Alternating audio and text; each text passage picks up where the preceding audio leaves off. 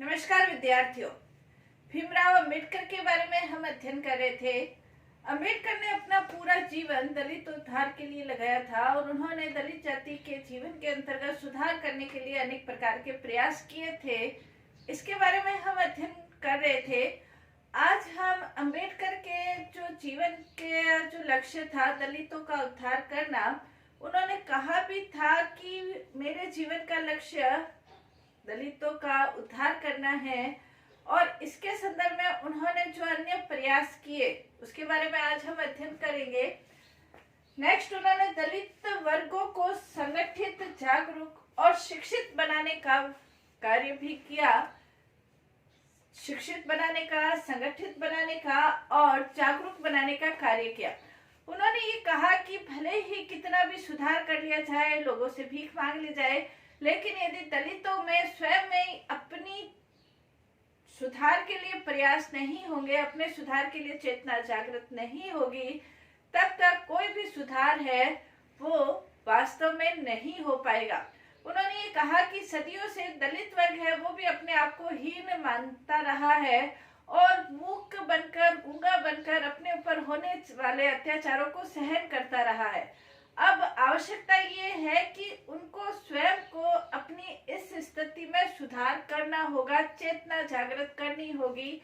एक आत्मसम्मान पूर्वक, आत्मविश्वास पूर्वक आत्म सुधार के लिए उन्हें स्वयं कार्य करना होगा, और अगर वो स्वयं अपने लिए कार्य नहीं करेंगे तो दूसरा उनके लिए कोई भी कार्य नहीं कर पाएगा। और इसके लिए उन्होंने कहा कि आप संगठित बनो, शिक्षित बनो और इसके लिए संघर्ष करो। इसके लिए अंबेडकर ने यह भी कहा भी था कि जैसे एक चींटी है, यदि आपका पैर उसके ऊपर आता है तो चींटी आपके पैर को काट लेती है, लेकिन आपको कोई लात भी मारता है, आपका इतना बड़ा शरीर है, आप उसके लिए कोई प्रयास नहीं करते, उसका कोई विरोध नहीं करते, तो क्या आप मानव कहलाने के अधिकारी हैं जो अपने ऊपर होने वाले अत्याचार का आप विरोध भी नहीं करते। वो ये चाहते थे कि दलितों के अंतर्गत एक संघर्ष की भावना पैदा हो। उन्होंने ये कहा कि हमारे लिए ये आवश्यक है कि इन अत्याचार का, अमानवीय व्यवहार का, अपमान का हम विरोध करें, उस अपमान के प्रति हमारा मतलब उसको हम सहन नहीं करें। इसके लिए आवश्यक है कि हम शिक्षित बने, और ये भी आवश्यक है कि हम संगठित हो, हमारे अंदर अगर हम संगठित होंगे तो हमारे अंदर शक्ति जागृत होगी, और शक्ति जागृत होगी तो हम ऐसे किसी भी प्रकार के अपमान का मुकाबला करने के लिए तैयार हो जाएंगे। और इसके लिए अंबेडकर ने बहिष्कृत हितकारिणी सभा की स्थापना की थी, जिसके अंतर्गत जो दलित है वो संगठित रूप में अपनी आवाज पेश कर सके। इसके अलावा इंडिपेंडेंट लेबर पार्टी की उन्होंने भी स्थापना की थी, ताकि जो दलित है वो संगठित होकर संघर्ष कर सके। और इसके लिए उन्होंने सत्याग्रह, अहिंसक आधार पर, उन्होंने 3 आधारों पर दलितों को ये कहा कि आप अपना संघर्ष करो।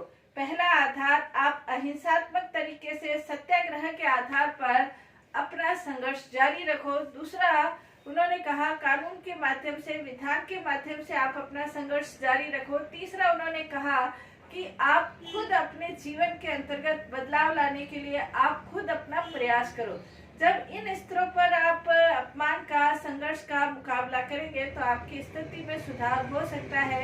यदि आप स्वयं अपनी स्थिति में सुधार नहीं करना चाहते तो कोई भी सामाजिक संस्था, विधान, कानून कुछ भी नहीं हो सकता। उन्होंने ये कहा कि हम इस भरोसे नहीं बैठे रह सकते कि हिंदुओं के जो सवर्ण लोग हैं उनका कभी हृदय परिवर्तन होगा और वो आपकी स्थिति में सुधार करेंगे। ऐसी बातों को सोचकर बैठे रहना, अपने आप को अलबेला बनाना है या किम कर्तव्य विमूढ़ की स्थिति में बना रहना है। आपको किम कर्तव्य विमूढ़ की स्थिति में नहीं बने रहना, बल्कि आपको इसके लिए संघर्ष करना होगा। इसलिए वो ये चाहते थे कि दलित वर्ग स्वयं जागरूक बने, संगठित बने और शिक्षित बने। इसके लिए उन्होंने कहा कि दलित वर्ग यदि अपनी स्थिति में सुधार करने की चेतना उनमें जागृत नहीं होगी तो कोई भी सुधार संभव नहीं है। इसके अलावा नेक्स्ट, दलितों की स्थिति में सुधार के लिए प्रशासन और सेवाओं के क्षेत्र में वो ये चाहते थे कि दलितों को आरक्षण की व्यवस्था की जानी चाहिए। प्रशासन के क्षेत्र के अंतर्गत और सेवाएं, सरकारी सेवाओं के क्षेत्र के अंतर्गत दलित जो वर्ग है उनको कुछ स्थानों को आरक्षित रखा जाना चाहिए, क्योंकि वर्तमान जो स्थिति है वो स्थिति ये है कि सदियों से जो दलित वर्ग है वो नकार दिया गया है और इस कारण से उनमें हीन भावना आ गई है। तो वो उस कंपटीशन में साथ में नहीं बैठ रहे हैं। उनके लिए स्थान आरक्षित होंगे तो उन आरक्षित स्थानों का लाभ उन्हें मिलेगा और इन स्थानों पर उनकी चुनना, जैसे भारतीय संविधान के अंतर्गत भी लोकसभा और विधानसभा में उनके लिए स्थान आरक्षित रखे गए हैं। सरकारी नौकरियों में उनके लिए स्थान आरक्षित रखकर समानता की स्थिति को बनाए रखने का प्रयास करने के प्रयास संविधान के अंतर्गत स्वतंत्रता के बाद भी हुए हैं और इसके अंतर्गत अंबेडकर का महत्वपूर्ण योगदान कहा जा सकता है। अंबेडकर ये चाहते थे कि सेवाओं में स्थान आरक्षित होंगे तो दलित वर्गों का उनके ऊपर वो अपना व्यवसाय, जो सदियों से जो अमानवीय व्यवसाय कह लो या सदियों से ऐसा व्यवसाय वो कर रहे हैं, उनको छोड़कर यदि आरक्षण की उनके लिए व्यवस्था की जाए तो वो उन सेवाओं को कर सकते हैं। साथ ही प्रशासनिक क्षेत्र के अंतर्गत भी यदि उनको आरक्षित स्थान दिया जाए तो प्रशासन के क्षेत्र में भी वो अपने जो लोग हैं उनके लिए विशेष सुविधाओं की व्यवस्था की जा सकती है, उनके उद्धार के लिए प्रयास किए जा सकते हैं। तो ये चाहते थे कि दलितों की स्थिति में सुधार के लिए आवश्यक है कि प्रशासन के क्षेत्र में और सेवाओं के क्षेत्र में उनकी भागीदारी को सुनिश्चित किया जाए और उनकी भागीदारी को सुनिश्चित करने के लिए आवश्यक है कि उनके लिए आरक्षण की व्यवस्था की जाए। नेक्स्ट, इसके अंतर्गत दलित वर्गों के सदस्यों के लिए शिक्षा की व्यवस्था की जाए। शिक्षा के क्षेत्र के अंतर्गत विशेष प्रावधान किए जाए। शिक्षा के क्षेत्र के अंतर्गत विशेष प्रावधान के अंतर्गत अंबेडकर का ये मानना था कि जो दलित छात्र हैं उनके लिए शिक्षा की विशेष व्यवस्थाओं के लिए जरूरी है कि उनके लिए शैक्षणिक संस्थानों में स्थान आरक्षित किए जाए, उनके लिए छात्रवृत्तियों की व्यवस्था की जाए और जो व्यवसाय है उनके लिए भी स्थान आरक्षित करके वो पढ़ाई पढ़ने के बाद सेवाओं में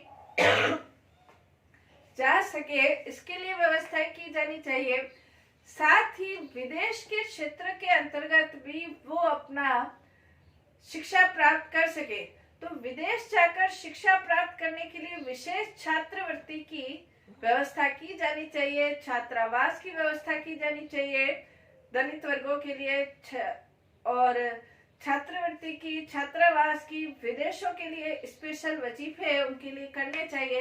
कहने का तात्पर्य है कि शिक्षा के क्षेत्र में विशेष व्यवस्थाएं करके दलितों की स्थिति में सुधार किया जा सकता है और इसके लिए अंबेडकर ये चाहते थे कि ये प्रशासन के भरोसे नहीं रहकर इसके लिए एक विशेष अधिकारी नियुक्त किया जाना चाहिए, ताकि वो ये देखे कि ये जो कार्य है ये वास्तव में हो रहे हैं नहीं हो रहे हैं, दलित वर्गों को इसका लाभ मिल रहा है या नहीं मिल रहा है। इसके लिए एक पृथक से अधिकारी नियुक्त किया जाना चाहिए। साथ ही वो ये चाहते थे कि इसके लिए एक आयोग की भी व्यवस्था की जानी चाहिए, जो कि समय समय पर दलित वर्गों के विद्यार्थियों को और क्या सुविधाएं मिल सकती है और क्या उनके लिए व्यवस्थाएं की जा सकती है, योजनाएं बनाई जा सकती है, कानून बनाए जा सकते हैं, इस प्रकार की अपनी अनुशंसा ये आयोग के द्वारा दी जानी चाहिए। तो अम्बेडकर ये चाहते थे कि शैक्षणिक क्षेत्र के अंतर्गत परिवर्तन करके दलित वर्ग की स्थिति में सुधार किया जा सकता है। नेक्स्ट है धर्म परिवर्तन। धर्म परिवर्तन के अंतर्गत जब अंबेडकर ने अपना पूरा जीवन दलितों के उत्थान के लिए लगा दिया, लेकिन फिर भी उनको ये लगा कि हिंदू धर्म का अंग बने रहने पर उनकी स्थिति में खास कोई परिवर्तन नहीं आ सकता, इसलिए उन्होंने ये सोचा कि हिंदू धर्म को त्याग करके नया धर्म ग्रहण किया जाए ताकि उनकी स्थिति में सुधार हो सके, जो हिंसा की भावना है वो खत्म हो सके। और इसके लिए उन्होंने ये देखा कि जिन लोगों ने अपना धर्म परिवर्तन करके इस्लाम धर्म या ईसाई धर्म ग्रहण कर लिया है उनकी स्थिति में खास कोई परिवर्तन नहीं आया। इसलिए वो ये चाहते थे कि ऐसा धर्म हो जो समानता और स्वतंत्रता बंधुत्व पर आधारित हो, और ये गुण उनको बौद्ध धर्म के अंतर्गत दिखे।